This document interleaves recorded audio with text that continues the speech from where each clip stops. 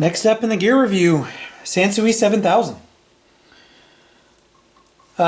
This is kind of my backup receiver. I use it if I'm swapping something out, working on something, shakes loose on one of my... Oh, that was Ralph yakking something up over there. Thank you, Ralph. Anyway, it's a backup receiver of mine. So the Sansui 7000, years manufactured, 71 to 72. This was dated to 1971. I believe it's April 71 is when this one was, well, at least what it's date stamped. I'm not sure when it was actually manufactured or sold. Topology is capacitor coupled. And if you haven't caught on to, kind of the my preference, I really like capacitor coupled amplifiers and receivers. Power output. So this is kind of weird on this one. So it's 70 watts per channel or 35 to 45 watts per channel based on what I found on the internet. It has a power limiter switch on the back, and there's no owner's manual that I could find as of today. There is a service manual, but a real quick kind of scan through the service manual, I could not find what that power limiter exactly does, but from what I found on the internet, it reduces the rail voltage from like 62 volts to 45 volts, and it cuts the power. I've seen it cuts, or I have come across posts that say it cuts the power in half to 35 watts per channel, and then another one says 45 watts per channel. So I'm just going by what I've read. I really don't know on this for sure. Dimensions, this is just kind of a normal size receiver, 17.5 by 5.5 by 13. 33 pounds, which is kind of what you would expect for a receiver of this size. In terms of kind of where this came from, I found one advertisement, and it was pulled from a Navy Exchange catalog in the 1970s, and this has an interesting kind of history behind it. I couldn't find like a Sansui product catalog where it existed in there. I couldn't find any ads. I just found this one from the Naval Exchange catalog, and I put it on the screen so you could see it. It was selling for, I don't know, like $230 or something like that. It's got a little tiny write-up on it. So there's just not a lot out there on this receiver. So it's kind of weird. Aesthetically, it shares a lot of the same design cues as the Sansui 6, 7, 8 Deluxe, right? The receivers in that series. But it shares the capacitor coupled topology like the 3000, 4000, 5000 series. Right, so kind of the inside is a little more on the 5000, 5000X series side, but the externals and the aesthetics are more on the Sansui 6, 7, and 8 side of the house. So, it's kind of this beast that was between, the late 60s and the early 70s. It's kind of a weird, it has a weird place in the product lineup. Being capacitor coupled, it's a warm tube-like sound, but what I will say, and I have it set to the 260 watt power, so let's call it full power, right? I noticed that it is a little bit, there is some brightness to it, and there's not a lot of low end to it, if that makes any sense. So some capacitor coupled gear that I have, really heavy low end, right? And then the mids are really rich, but there's not a lot in terms of highs. This one is kind of all over the place. So it doesn't have really low lows, but it doesn't have really high highs, right? But I will say I've recapped this, but I haven't replaced the main filter cap. So I did like the amp board and things like that, but I haven't done like 100% the coupling caps and the filter cap and all that stuff. So I haven't done that. So I'd say it's clear but not thin, but it still shares the characteristics of a traditional coupled receiver, and it's only this receiver I'm talking about, right? I don't know that I can speak in general terms across all 7000s because I've really only come across one.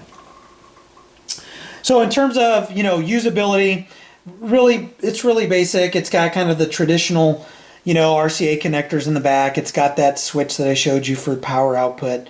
Now you can separate the pre and the main, which is nice, right? So you can run, this preamp through another amplifier or another preamp through this amplifier.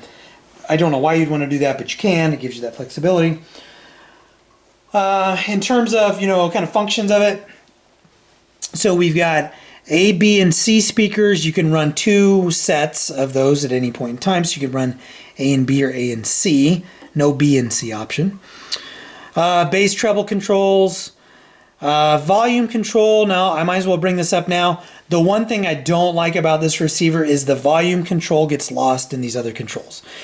In fact, I pulled it off for this video, but usually I put a little piece of blue painter's tape here so I know which one is the volume control, because I'm always like, okay, which one is the volume? Because there are little, right, you can see the little tiny level control there, or balance control, right? But that kind of gets lost when you're looking down at it. So it's hard to tell that it's different from bass and treble.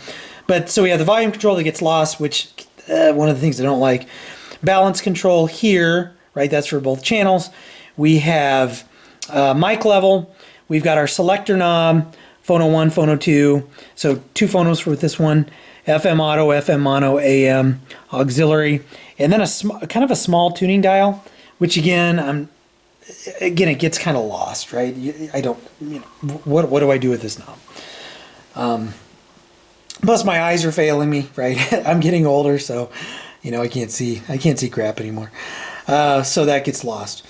Now, one thing about this, well, let me go over the other functions, and then I'll get to the other things I don't like. So, power button, low and high filters, FM muting. Dogs want to wrestle in the background. That's all you hear. There's a loudness contour button. There's stereo reverse, mono, tape monitor 1 and 2, so 2 tape monitors, and then FM muting is off. Now, one thing about these buttons that are these buttons that you have to be wary of, especially when you're looking to buy one of these on eBay.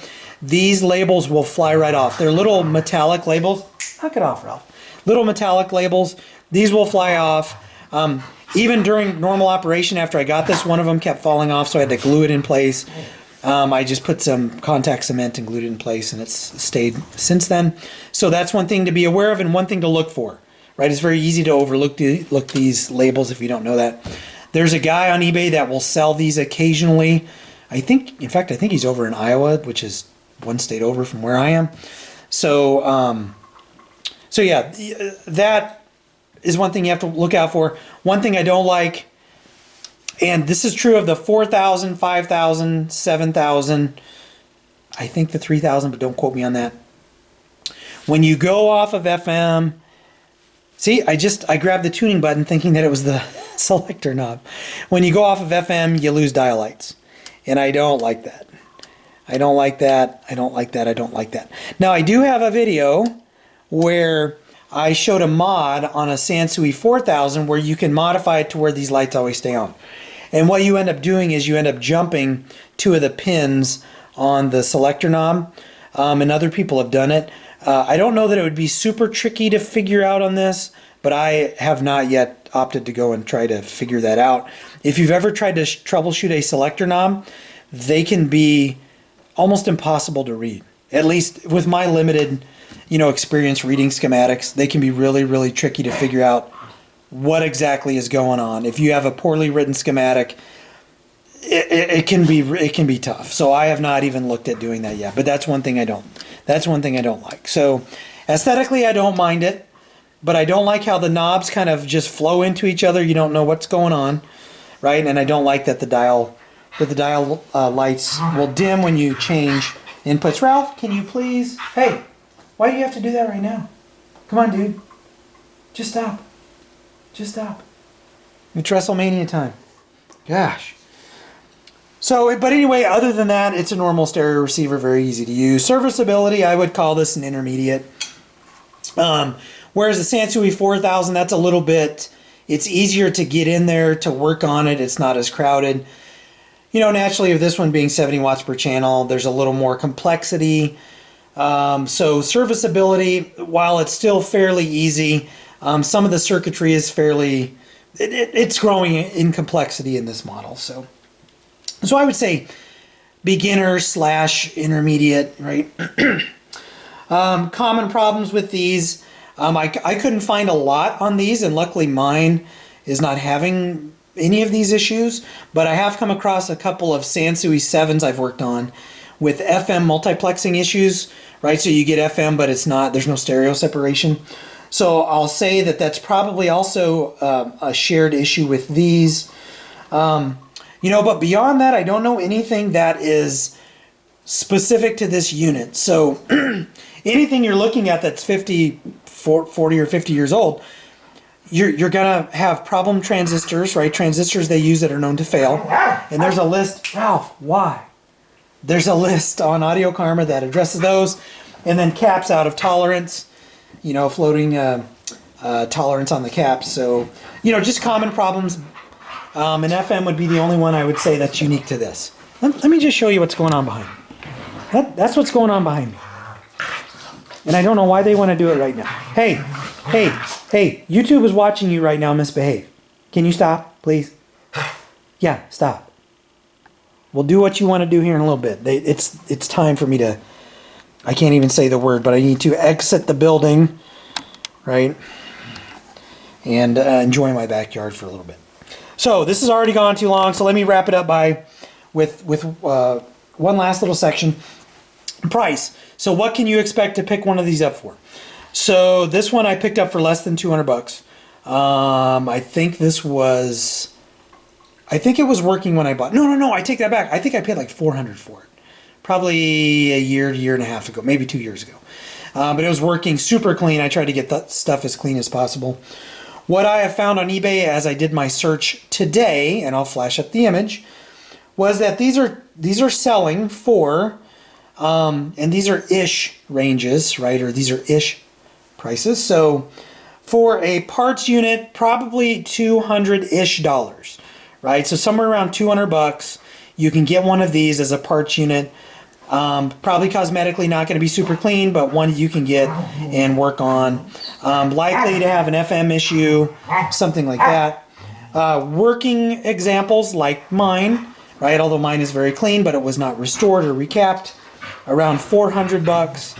And then restored, right? Fully recapped, fully restored. Like if I were to finish the recap on this, do all the calibration, alignment procedures on it, it would probably be in the range of, $600-ish is what you would expect to pay for one of these. So, if you can get over the, at least my cosmetic hang-ups for this one and some of the functionality things, it's a pretty cool receiver, has a cool pedigree, right? At least what I've determined from looking things up on the internet is that these were sold to military members through the exchange service, or at least overseas, and military members could buy them through the exchange services. So it's unique. I'm a veteran. I'm retired military, so it's just kind of cool when you come across something like this. And about once a year, I come across gear from someone who actually bought the equipment as they were returning from Vietnam. Those are really special. I love working on that gear, and it seems like military members really take care of their stuff. I mean, it's uncommon for me to come across something owned by someone in the military that doesn't have, at a minimum, the manuals and or the boxes. So anyway, I digress. That's the Sansui 7000, right? That's what it's about. Cool receiver, cool pedigree. As always, if you like what you see, hit like, hit subscribe, and I will catch you in the next video.